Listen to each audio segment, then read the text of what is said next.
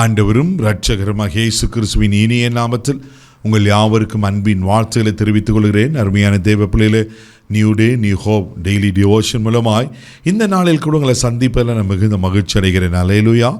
இன்றைக்கு கூட கர்த்தர் நமக்கு கொடுக்கிற வார்த்தை என்ன? எரேமியா தீர்க்கதரிசன புஸ்தகம் 20ஆம் அதிகாரம் 11வது வசனத்தை வாசிக்க கேட்போம். கர்த்தரோ பயங்கரமான பராக்கிரமசாலியாய் என்னோடு இருக்கிறார். ஆமென். ஹல்லேலூயா. கர்த்தரோ பயங்கரமான பராக்கிரமசாலியாய் என்னோடு கூட இருக்கிறார். எவ்வளோ பயங்கரமான வார்த்தை பாருங்க. எரேமியா தீர்க்கதரிசி சொல்லுகிறார், அவருக்கு மகா பெரிய ஒரு தைரியம் என்னன்னா, கர்த்தர் என்னோடு கூட இருக்கிறார். எப்படி இருக்கிறாரு? சாதாரணமாக இல்லை, பயங்கரமான பராக்கிரமசாலியா. பராக்கிரமசாலி கூட கிடையாதுங்க, பயங்கரமான பராக்கிரமசாலி. நீங்களா நான் ஆராதிக்கிற ஆண்டவர் எப்படிப்பட்டவருங்க? பயங்கரமான பராக்கிரமசாலி. அல்லேலூயா. அவருக்கு முன்னாடி யார் நிற்க முடியும்? தெய்வ பிள்ளைகளே, அவருக்கு முன்னாடி அவன் எந்த சத்துரு நிற்க முடியும்? அவர் தானே அண்ட சராசரி உண்டாக்கினவர். அவர் ஆளுகையில் தானே எல்லாமே இருக்குது. யோசித்து பாருங்க, வானம் அவருக்கு சிங்காசனம், பூமி அவருக்கு பாதப்படி. வானத்திற்கு பூமிக்கு பெரிய ஆண்டவர். நட்சத்திரங்களை பெயர்ச்சியில் அழைத்திருக்கிறார். கடலின் அலைகளுக்கு சமுத்திரத்துக்கு எல்லை குறித்து வைத்திருக்கிறார், மிஞ்சி வராது என்று சொல்லி. எவ்வளோ அழகா இந்த ஞானமாக இந்த உலகத்தை படைத்திருக்கிறார். தேவ பிள்ளைகளே, ஆமென். அவர் நம்மோடு சாதாரணமாக இல்லை, பயங்கரமான பராக்கிரமசாலியாய் நம்மோடு கூட இருக்கிறார், உங்களோடு கூட இருக்கிறார்.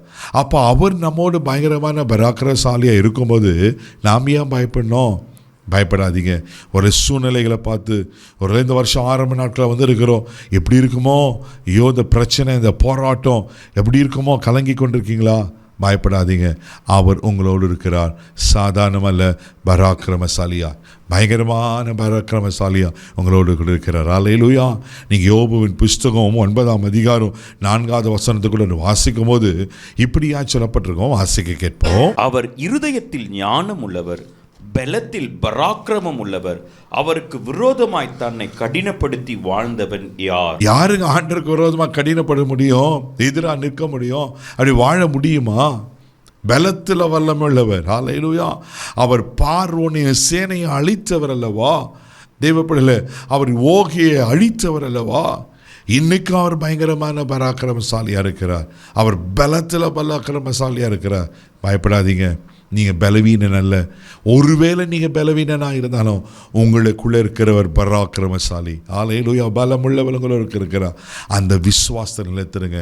உங்களுக்கு விரோதமாக எதிராக எத்தனை பிரச்சனை போராட்டம் வந்தாலும் கர்த்தர் உங்களுக்கு துணை நின்று அவர் எல்லாம் மேற்கொள்ள செய்வார். அல்லேலூயா. சங்கீதரின் புஸ்தகம் 24ஆம் சங்கீதம் 8வது வசனத்தை கூட வாசிக்கும் போது சங்கீதக்காரன் இப்படியா சொல்லுகிறார். வாசிக்க கேட்போம்.